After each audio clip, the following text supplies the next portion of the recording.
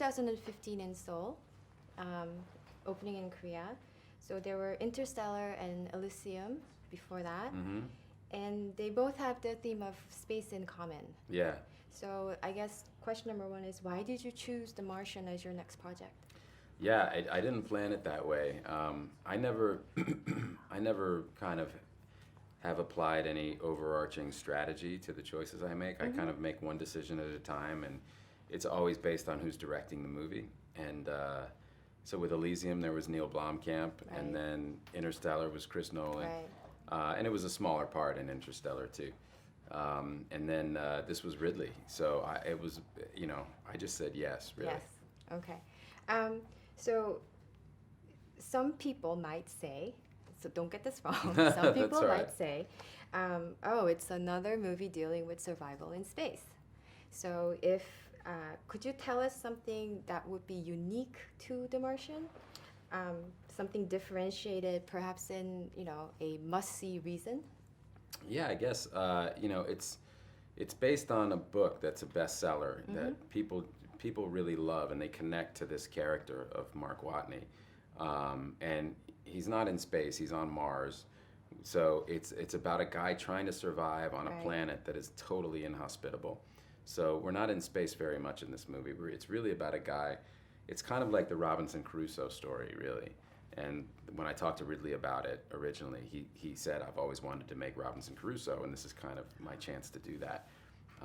But it's about a guy who, and it's all based in science, like how a guy would actually survive, how a human being could actually survive for a couple years in on this planet, and it's really the guy's sense of humor and that I think that's what made the book such a big hit.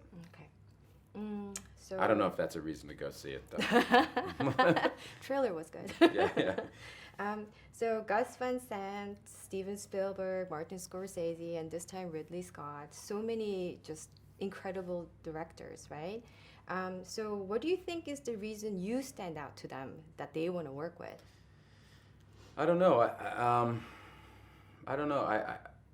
I've worked with a lot of them more than once, which is a good thing for me to be able to go back and work with people again and again.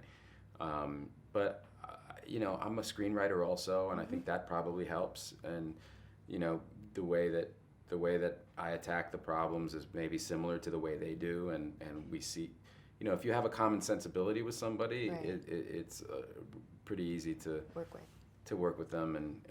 And there's the one thing those guys have in common is, as big as they all are and kind of renowned as they all are, they don't really have an ego about the job. The job is all of that stuff gets left behind when they get down to the problem solving, the day-to-day problem solving. And so they all attract people, and they all work with the same people on their crews who they have found help them solve problems the best. And